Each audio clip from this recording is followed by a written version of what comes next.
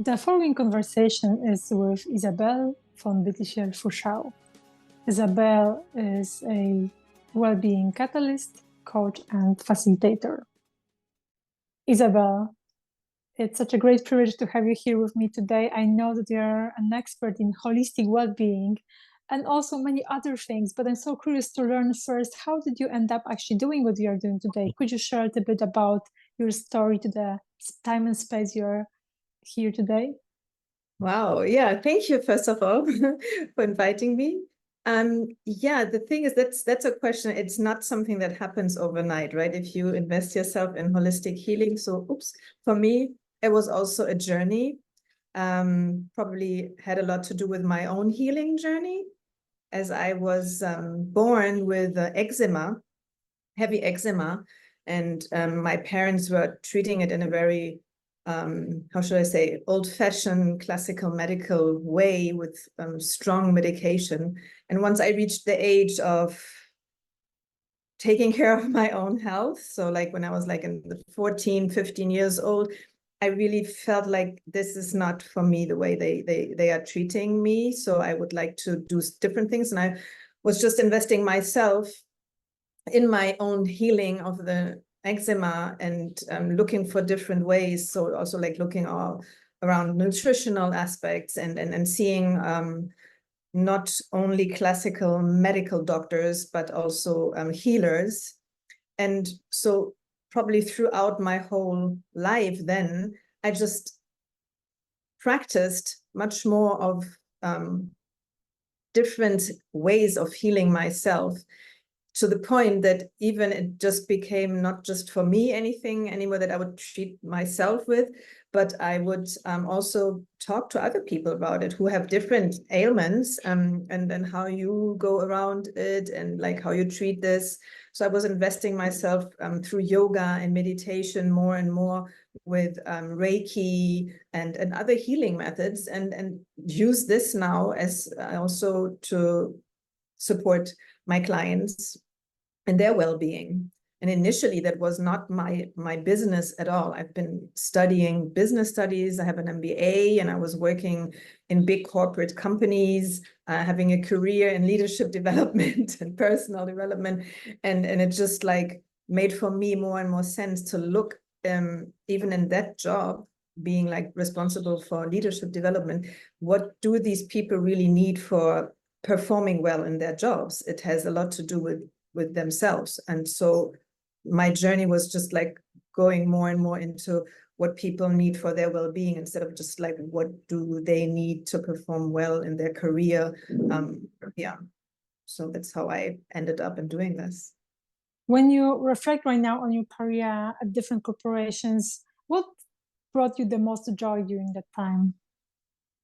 Most joy in my corporate time was that I was very much exposed to an international life. I had colleagues from everywhere, but I would also travel a lot. So I was based in Germany, but I had projects that took me to Russia, to Singapore, to Brazil, all over Europe. And I really enjoyed that multifaceted way of working with different cultures specifically, as I was also brought up with different cultures. So I think that's what I mostly enjoyed about the corporate life. And when you think about that experience at that time and right now the work you are doing as a business person, do you see the connections, how both actually worlds influence each other these days? The connection between both, which one, like the business life and your corporate life? Oh yes. I think it is something that make me understand what people suffer from or struggle with. If I say people, I mean obviously my clients, because lots of my clients come from corporate world, so they are employees and in big companies. And I think it is still for me very helpful to understand that kind of background, that kind of working environment, that kind of stress in a career, to be able to connect with them and reach out and understand where they are at, and to be able to help them, even though it is with holistic methods, to help them evolve still and thrive, understanding where they are coming from, because I used to be in that world myself. And I think it is very important to understand that it's not opposing, but you can use so many of holistic leadership in corporate business. So I think that's how I connect it. Very beautiful. I'm so curious right now to learn more about the holistic methods that you mentioned. What type of holistic methods? How do you actually describe the holistic approach towards health in general? And how do you use the different methods in your work these days? Yeah, that's a very good question, because it's true. Like it's a word that lots of people use, and probably having something else in mind. So for me, first of all, holistic for me means that I see the person that I'm working with as a complete and whole being. So if somebody comes to me with a certain problem, and it could be a physical ailment, it could be stress, I do not just focus on that specific issue that they came with, but I look at the person in the whole. So I see the person with their mental body, as I always say, their physical body, but also their emotional and spiritual body. So that's like the holistic part on the other side of the desk, if you want to. And the holistic approach now that I am using is that I also treat people with everything that I have learned myself, that I have experienced myself, and I am open to allowing also, how should I say, ways of healing that I do not even teach. So that it's not like, for example, the classical conflict is always like traditional healing methods and modern medicine. Like it's like people would always say, like, I'm a complete fan of the one and I would completely reject the other. So, and I don't. For me, the holistic approach is also that I try to incorporate whatever that person needs to heal. So for me, there's not like, okay, this I cannot treat because I was not trained in it, and this will not help you. I would always say, like, okay, what have you tried? And what are your experiences with that? And like, are you open to try something else to support whatever you have done before? It's not that I think you just can heal people or a certain ailment in only one way, first of all. So holistic for me is to see the person as a whole and to address that person on different levels. That's holistic for me. Beautiful. Thank you for sharing that, because I know that there are just so many misunderstandings around, how to, what's holistic, how to consider something holistic. I'm curious to learn from you, what's your favorite method, if you wish, from all of the different methods that you have learned so far, and which one is the one that brought you, for yourself, but also for your clients, of course, the best value? That is a very good and difficult question for me to answer, because it is very personal. For me, for example, I like to work with something I had recently been introduced to, which is personal energy management, because it is something that allows you to understand the energy body that you are as well, next to your physical and your mental body, and that you can very fast release blockages or emotions, stuck emotions. And you can teach this also very fast to people. So this is something that I love a lot, that something goes fast, even though obviously when I work with people about whatever problem that they came with, and it's the root cause behind could be some inner child wounds, you don't heal this in seconds, but it is good to know that you have lots of little everyday tools that everybody can learn fast to clean and have to clean your energy body, let's say it like this. And then from there, you can go deeper into different ways of healing. But yeah, the energy management, personal energy management is something that I really love. I'm a big fan of, and I see how my clients also easily get empowered, so that you don't go to somebody to get healing, you learn, and then you can give it to yourself. I like that a lot, because for me, it's all about empowerment. I don't want my clients to be depending on me. I want to inspire them and let them grow and thrive. Talking of which, talking about empowerment, I realized that in your portfolio, in your life, women empowerment has played like really a huge role. Can you share a little bit more? Why is it so? And how did you come up actually with this idea of finally starting to empower women through different methods that you're using? Yeah, I think I had different experiences on my own as a woman who started up at age 25 in the IT and telecommunication business in a big corporation. I was surrounded by mainly men. There were not really many women in any leading positions at all. So that was one thing that I realized afterwards. And then I am a German and a Haitian. So growing up between two cultures that are also very opposing and different to how the role of the woman in society or in business is seen and lived. And then I went working and living in Haiti, and I was engaged a lot in non-governmental organizations and projects around helping women to be more equal than as men. So I think those two factors over my life just made me wanting to do more for women, and probably because I'm a woman myself.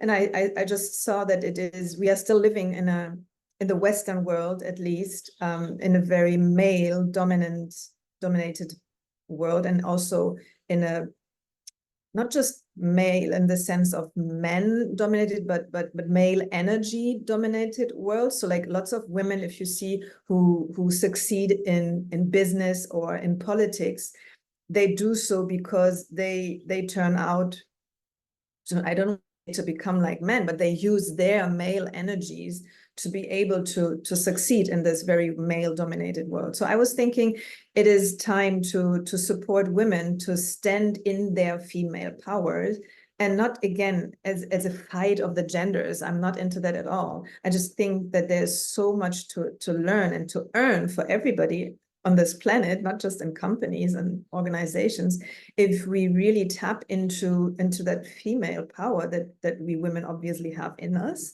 and that some of us have not maybe had the chance to develop. Wonderful. From all of the different clients project you have experienced and contributed to, which one is your favorite one? That's probably also, again, a project that I did in Haiti. I was working as a consultant then for a fabric factory who produces garments for big international brands. And so they have these factories, and there are 5,000 Haitian workers who sew all these garments. And they initially invited me because it was an Asian company, and they had Canadian clients, so garments for a Canadian garment company, and they had Haitian workers. So the managing director of that company, of that factory, felt like there is a discrepancy in the culture, in the cultural clash of Asian and Canadian and Haitian. And he invited me to see if I can work to enhance and to help them to understand each other, not just to do the work, but to really wanting to work in that environment of, as a Haitian working for an Asian firm producing garments for a Canadian client. And I went there, and immediately I saw that the problem is obviously because they wanted me to like offer well-being services to the clients. I'm sorry, to the factory workers, and wanted to do like some, say, pauses throughout the workday so that they could do some 10-minute yoga movements and mini meditations. And I realized that that's not the problem. The problem is not that these people need to do some yoga to understand the employer who is from Asia, but it is more like to really appreciate each other for who they are and where they come from. So that was a project that turned out to become something completely else. In the beginning, it was just like, oh, you just do some well-being exercises for our staff. And in the end, it turned out to become something where not just the Canadian client of that factory, but also the Asian structure learned from working with Haitians in Haiti. And that was very beautiful to see, just by allowing them to not just come and pushing any kind of well-being activity onto people, instead of like learning what can I learn from them, and from there they really build a beautiful how should I say, cultural, respectful environment for everybody to wanting to work in. So like I saw these in the factory workers who all of a sudden did not just go to work every day to earn money to bring home for their families, but they enjoyed all of a sudden working for this company because they felt seen and appreciated in who they are. And that's something that I really still now, that touched me a lot. And I really loved that work. That's wonderful, and congratulations, because it's a huge challenge at the end to find the common ground, especially when you work in the international environment with international clients. And I'm also, I also realized that the level of leadership that you have had at that time already really definitely helped you to navigate through these different cultural challenges. And I'm curious to learn about creative leadership, because that's something we connected also a lot about creative leadership, the Think School of Creative Leadership. And I would love to learn more about the role of creativity in your life. The level of creativity in my life. Well, I would say the role of creativity. I think for a long time in my life, personal life and business life, I was always thinking, if you talk about creative living or creative leadership or anything about creativity, you have to be an artist. So that's like you produce art. You are a dancer, or you are a painter, or you are a poet. That's what creative is, and anything else isn't. That was really my mindset for years. Even though I was already then working in consultancy for leadership development. And of course, there we use all these different and new methods to see how you can make, again, people lead better, and what does leadership even mean? And I think that question, when that came on the table, what does leadership even mean? That's when I understood that we all have something in us that is very unique to us. And if we bring that onto the table, and in the way we work with people, and in the way we lead people, that's actually being creative.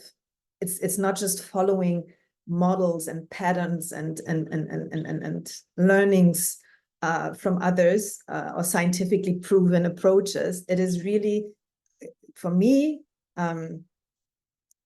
creative is like to tap into your uniqueness and use that as a thing to share with others. I can imagine these days creativity plays a significant role in your life in general. Yeah, because I have come to also value myself, appreciate myself for things that I never did before. I was always thinking, like, what I do is I apply things that I have learned throughout university or throughout life. But I never understood that to look at myself also in a more appreciative way, and seeing, like, again, that what you are is already an immense richness. It's beautiful what all of us can bring to the table if we just allow ourselves to be us, and not wanting to comply necessarily with everybody else. So it's also for me something to have learned that different point of views, it's not necessarily the beginning of a conflict, it's more the beginning of a reflecting and putting yourself into question, and learning and growing. So yeah, it is something beautiful. Definitely, and I can imagine the journey that you went through until this moment was really diverse and also challenging. And I just wonder, was there any pivotal moment in your life that you said like, okay, I'm done with that. It's enough. I'm going to change my career, my life. I'm going to do something else. Yeah, I had a couple of pivotal moments, and obviously the first one is always the most marking, and until today, the one that I really isolate as a big turning point in my life. And that was the first time I changed career and left the corporate world to go and work in a consultancy. So, but it was for me a big step, because then I was working for 15 years in one same big corporate company. And I had done so many different roles and had different leadership positions, but I was not feeling appreciated, and I was not moving on in my career, even though it was not my career to become CEO one day, right? It was just like, whatever I do, I wanted to be appreciated for it, and not just hit your sales targets every year, and then, but nobody cares what you're doing. And I was really working a lot. And at that time I was a single mom, divorced, so with my child, having to take care of him, and this pressure of having this job that was not fulfilling, but I didn't have the courage to leave it, because after 15 years of not looking for another job and of just being in the same company, you don't know your value, your market value, right, anymore. And I was starting to really have very stressful times with this job, and that gave me also lots of my physical ailments and some of the chronic diseases. Even my eczema from childhood came back in many different and worsening ways. Luckily, I had an external business partner back then, and he very clearly told me that I'm about to waste my career. He really said it like this: you're wasting your career and you're wasting your life if you stay like this, if you stay there and you don't change anything. And that hit me so strongly. I was almost I think I had a breakdown then and there. It was like in a restaurant, we were having lunch, and he was telling me that, and I cried like crazy, because he was right. And I also cried because I, for the first time, allowed myself to see that it's right, and that I was all of a sudden heard and understood by somebody. So the pivoting moment was that he encouraged me. He kind of became a mentor to me, I think, without knowing or being a professional mentor. But it led to the fact that I started believing in me, and was not afraid of trying something new, and not afraid of failing. So I was looking for new jobs, and I really found the job that I was never thinking that I would be able to get, like to get into a consultancy job, working part-time as a working mom. I was not thinking that that was possible. And so I just did it. And that was so important, because then with that step, having done it, experienced it, I was more able to try out new things. So after 2 years, I was again looking for another job, and after 3 years, again for another. And I really changed career, and leaving that whole field of leadership development in the Western world, by then going to work for an NGO in Haiti. So that was really a step that I would probably not have been able to do, just like from where I started off. So it was like pivotal steps to take me there. Congratulations on that. And I can imagine just requires so much courage from you even to make the decision and to say, okay, that's enough. I will do and go and do something completely different in a completely different place, and then just embrace whatever comes. Yeah, I think it's also, I never considered myself as courageous. I was, honestly, to be honest, I say like, why did I do this? Is because I just couldn't stay like this anymore. I was having really physical ailments that were not fun anymore. And I had a son that I had to be strong for. And it was not just that I decided, oh, here comes courageous Isa and conquering the world. It was more that my body showed me in so many ways that this is not working. And this person, he was just reflecting it to me. He was just telling me, this is what I see. I'm seeing somebody in you who is wasting her career and her life. That sounds just like something that you can say lightly, but he was seeing how I was miserable. So it was maybe courageous not to just stay in that dark hole and get worse and worse every day. So yes, at one point, and maybe luckily because I have a child, I was thinking, if I don't do this for myself, at least I have to do it for him. I cannot be this mother who is completely unfulfilled, unhappy, and sick in a situation. So I have to do something more. And I knew that I'm good because, as I said, I was hitting my business targets every year. So I'm like, okay, I cannot be that bad, right? It was just like, I think these limiting beliefs that we have in our head that were like just holding me back. And so at one point I had, maybe the courage to leave this really uncomfortable situation. That's wonderful. And again, congratulations on that. Not everyone has the courage to really move on from different situations, difficult situations. And right now your life just looks completely different, right? You live in Dominican Republic, you have your own business, you focus on what you really enjoy, which is helping mostly women with your holistic approaches. And how is life right now?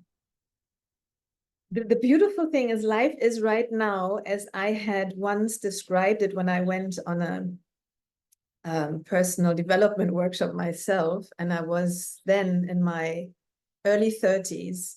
And that was a workshop where they said, like, okay, paint your perfect picture of how you want to have your work life and your life to be. And I remember very clearly then I was 31 years old and I had painted this picture of living between Haiti and Germany. And I wanted to have a job that I don't need vacation from, that is so beautiful, the setup, how I work and the way I work, that it's not stressful and that I just love my work and that it has a lot to do with people and not just with paper and computers. And if I think back to that, when I drew that picture, I was so far away from this first pivotal moment that I was just describing you, that had not even happened at all. And this is what I am living now.